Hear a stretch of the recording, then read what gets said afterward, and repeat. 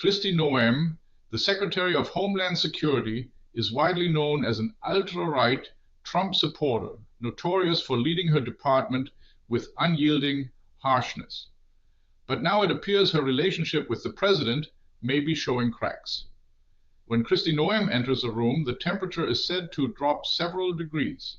Cold and devoid of empathy, this is how the Secretary of Homeland Security often presents herself. Her relentless approach has, until recently, been celebrated within President Donald Trump's inner circle. However, the 54-year-old secretary now finds herself in the crosshairs following the fatal shooting of nurse Alex Pretti by Noem's enforcement officers in Minneapolis. Just hours after Pretti's killing, Secretary Noem publicly defended the Border Patrol agents involved, accusing the previously unblemished nurse of domestic terrorism. She claimed the 37-year-old had drawn a 9mm pistol and attacked the officers. Video footage, however, strongly suggested this was a blatant falsehood. Despite the controversy, President Trump on Tuesday reiterated his rejection of calls from the Democratic Party for Noem's dismissal. He stated, "I think she's doing a very good job." Yet simultaneously, Trump emphasized his desire for an honest investigation into the Pretti case, stating he would personally oversee it. As a clear sign of strained trust between the president and Secretary Noem, Washington observers point to Trump's decision to dispatch his Border Patrol Commissioner Tom Homan to Minneapolis. Trump announced that Homan is tough but fair and would report directly to him. Even within the president's own camp, many are shocked by the images of Pretti's death, perhaps even more so than by the shooting of unarmed driver Renee Good on January 7th. In both incidents, enforcement officers directly under Noem's Department of Homeland Security are held responsible. In Pretti's case, it was Border Patrol agents. In Good's, a representative from Immigration and Customs Enforcement, an agency that has been making headlines for months with its relentless hunt for migrants. Democrats in the United States House of Representatives have derided Noem as ICE-Barbie and intend to escalate pressure if Trump does not immediately fire her. More than 140 representatives have signed a resolution for an impeachment proceeding against the Secretary of Homeland Security.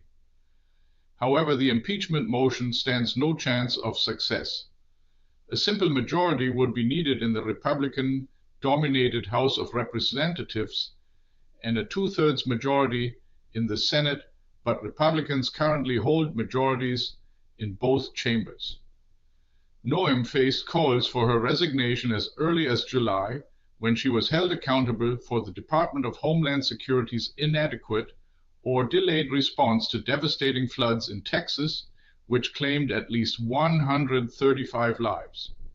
Prior to that, Noem had announced massive cuts to the Federal Emergency Management Agency, which also falls under the Department of Homeland Security. Trump stood by her then as well, because Noem serves as the public face of his stringent immigration policies. For instance, at the end of March, Noem visited the notorious maximum security prison, Secot, in El Salvador, where the Trump administration had deported more than 250 Venezuelans. She allowed herself to be photographed in front of half-naked, tattooed prisoners in cage-like cells. President Trump and I have a clear message for criminal, illegal immigrants. Leave now, Noem proclaimed. If you don't leave, we will track you down, arrest you, and you could end up in this Salvadoran prison. The online publications of Noem's Department of Homeland Security resemble a gallery of horrors.